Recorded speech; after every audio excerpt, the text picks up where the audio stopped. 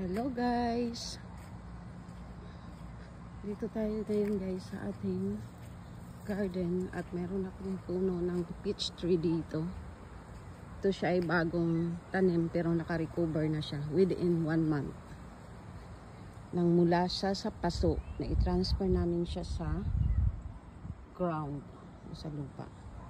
So ito siya guys ay hindi na nag-expand o lumaki yung kanyang bunga kasi nga nung mula to siyang naibili namin may bunga na siya, namunga na siya sa pot.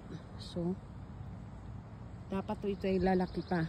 So ngayon maybe next year mamunga to siya at malaki na yung kanyang bunga. So ngayon pitasin natin guys kasi hinog na. Ayan nahuhulog na doon sa ground. Yung iba kinakain ng ibon. Ganito sa kalaki guys.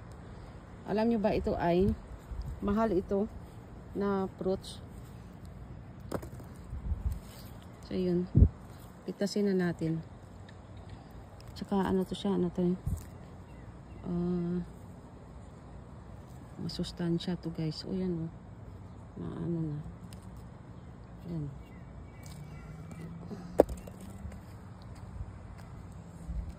Ayun, na ano na. Mayroon pa ng ano. Pero pwede pa yan. Nakain nga ng ibon. Tayo pa. Ito din. Try natin.